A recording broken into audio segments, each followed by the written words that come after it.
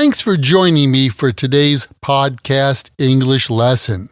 Did you know that this podcast was started in 2014? On top of that, my company, Happy English, was established in 2010. Those two facts have been presented to you using the passive voice, and that is the focus of our lesson today. Welcome to another Happy English podcast coming to you from New York City. And here's your English teacher, Michael. All right, thank you, John, and thanks, everyone. It's Michael here from Happy English, and I help people speak English better. This is Happy English Podcast, episode 743, The Passive Voice. For this podcast English lesson, let's look at what the passive voice is and when to use it. We'll also go over some examples to help you understand this concept better. Let's get started with this little story about my friend Donna, which illustrates the active and passive voices in English. Donna loves gardening and spends most of her weekends working in her backyard. Last Saturday, she planted a variety of flowers, including tulips, roses, and daisies. She carefully watered each plant and added fertilizer to the soil to help them grow. As she worked, she noticed a group of butterflies fluttering around, attracted by the bright colors of the flowers. Donna felt a deep sense of satisfaction as she looked at the beautiful garden she had created. By the end of the day, the garden had been transformed into a vibrant oasis.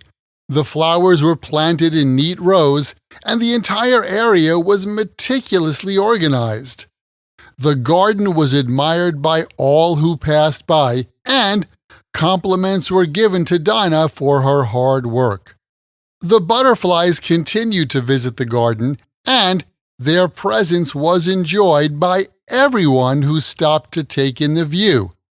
In the evenings, the garden was illuminated by soft lights, creating a peaceful atmosphere that could be appreciated by all.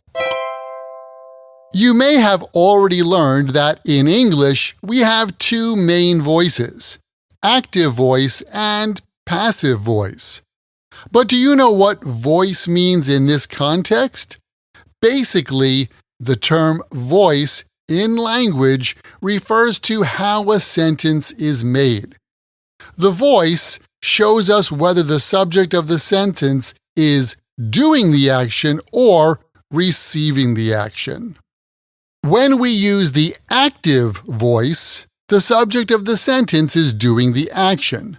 For example, in "The cat chased the mouse," the subject is the cat, and the cat is doing the action of chasing. We know who the actor is. It's the cat. So when we say, "The cat chased the mouse," the cat is the actor. This is the active voice. On the other hand, when we use the passive voice, the subject of the sentence is receiving the action instead of doing the action. For example, in "The mouse was chased by the cat," the subject is the mouse, and the mouse is receiving the action of the verb chase.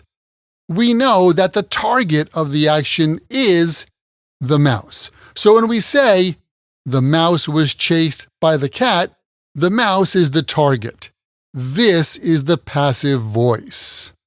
So, voice is just about who or what is the focus of the action in a sentence, whether the focus is on the doer of the action, active, or on the receiver of the action, passive. Most sentences you come across in English are in the active voice, where the subject of the sentence performs the action. When we know who or what is doing the action, we prefer using the active voice. For example, "The thief stole the car." In this sentence, the subject is the thief. The action is stole and the object is the car. Now, let's have a look at how this sentence changes when we use the passive voice. The car was stolen by the thief. In the passive voice, the focus shifts from who is performing the action to the object that is receiving the action. Here, the car becomes the focus of the sentence, and the thief is mentioned at the end. To be honest, when we use the passive voice in everyday conversation, we generally don't mention who did the action. Because when we want to talk about who did something, we prefer to use an active voice. A natural way to speak would be either to say, the thief stole the car, or the car was stolen. The most important thing I want you to get from today's lesson is when we typically use the passive voice, and that's next. In everyday conversational English, we generally use the passive voice when the actor or the doer of the action is either unknown or unimportant. For example, according to the news, the bank was robbed sometime over the weekend. When I walked by that old house, I noticed that some of the windows were broken. The trees in this park were planted over 100 years ago.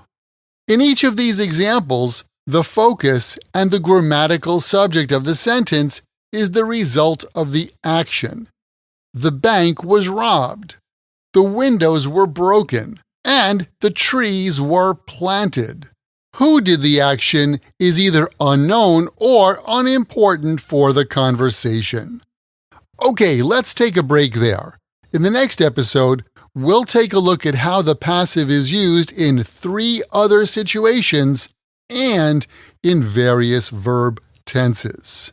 Keep in mind, the best way to remember this and any other word or phrase in English is to take that word or phrase, write it in a sentence that's true for you or true in your world, and then memorize your sentences.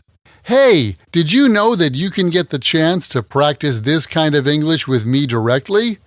You can get more practice using your English when you join my Podcast Learners Study Group.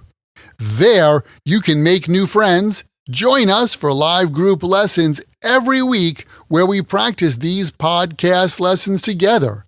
Plus, you get access to the PDF transcript and audio download for every Happy English podcast in the past and in the future.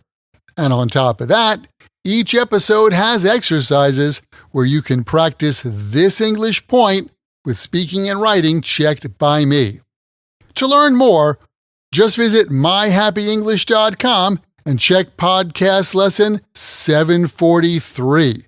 Remember, learning another language is not easy, but it's not impossible.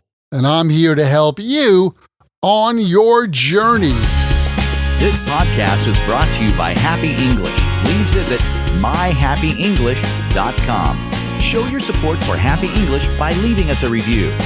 Get English, get happy, Happy English.